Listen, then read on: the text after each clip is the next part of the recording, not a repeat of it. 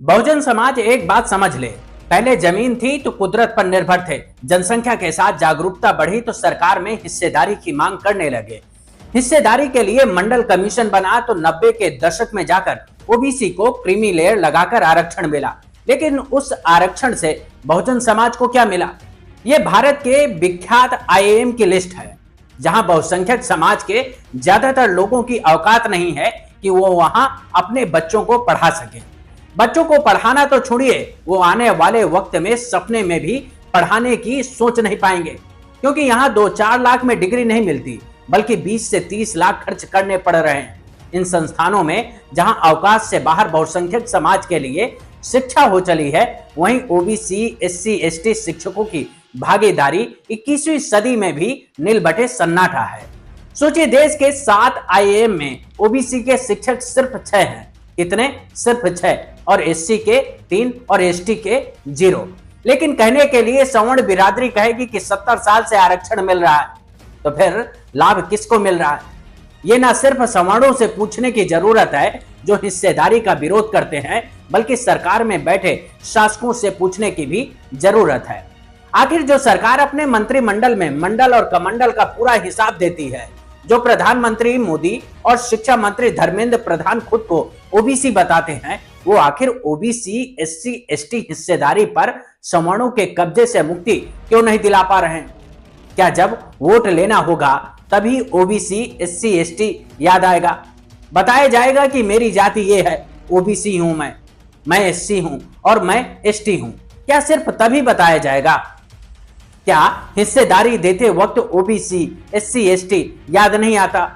क्या उनका vote bank याद नहीं आता? सिर्फ ये कहानी देश के आईआईएम की नहीं है, बल्कि देश के आईआईटी की भी यही कहानी है। आईआईटी मद्रास में 2023 तक स्थिति यह है कि ओबीसी, एससी, एसटी शिक्षक सिर्फ 9 है, बल्कि 43 सवर्ण शिक्षकों का फैकल्टी में कब्जा है। सोचिए, 10% आबादी से 43 लोग आईआईटी मद्रास में हैं। बाकी 90% समाज से सिर्फ 9 लोगों को हिस्सेदारी मिली हुई है। सोचिए, ये बहुसंख्यक समाज के साथ सबसे बड़ा धोखा नहीं है तो क्या है? कांग्रेस ने अगर हिस्सेदारी नहीं दी तो फिर क्या ये मोदी सरकार के 10 साल के कार्यकाल की सबसे बड़ी विफलता नहीं है? आखिर उन्होंने सबका साथ, सबका विकास का नारा देने के सिवा क्या किया? ओबीसी, एससी, एसटी जो पिछले 10 साल तक आपके साथ खड़ा था, उसके हाथ में क्या आया? यूपी जो देश का सबसे बड़ा सूबा है, इस राज्य में 5 केंद्रीय विश्वविद्यालय और 31 राज्य विश्वविद्यालय हैं।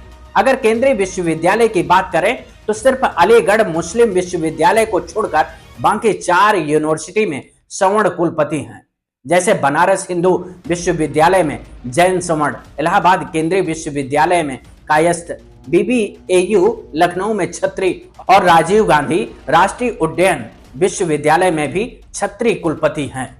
बाकी यूपी के 31 राज्य विश्वविद्यालयों में अगर देखेंगे तो सबसे ज्यादा ब्राह्मण 12 कुलपति हैं, छत्री 10 कुलपति हैं, बनिया 2, कायस्थ 2, भूमिहार 1, लोहार 1, कोयरी 1 और 2 अन्य हैं। अगर इनका प्रतिशत में गुणा भाग करेंगे तो भारत के सबसे बड़े सूबे में सबसे बड़ी आबादी यानी कि ओबीसी की 6.45% हिस्सेदारी है, जबकि अन्य की 6.45% है। लेकिन जिसकी सबसे कम आबादी है यानी कि सवर्णों की, तो उनकी इन यूनिवर्सिटीज में 87.09% सीटों पर कब्जा है। अगर केंद्रीय विश्वविद्यालयों की बात करें तो यहां सवर्णों का 80% हिस्से पर कब्जा है, जबकि मुस्लिम अल्पसंख्यक का 20%। लेकिन ओबीसी, एससी, एसटी की कोई भागीदारी नहीं है। अब बताइए कि आरक्षण पर खून के आंसू गटकने वाले सवर्णों का क्या कहना है? सोचिए, सबसे ज्यादा आरक्षण का विरोध कौन करता है? सवर्ण। लेकिन सबसे बड़ा लाभार्थी कौन है? सवर्ण। सोचिए, ओबीसी को करीब 23 सालों से आरक्षण मिल रहा है। इस समाज में अब पढ़े लिखे लोगों की अच्छी खासी संख्या है, वो हर जगह फाइट कर रहे हैं, सवर्णों से ज्यादा अंक ला रहे हैं। तो फिर ओबीसी की हिस्सेदारी में डकैती कौन डाल रहा है?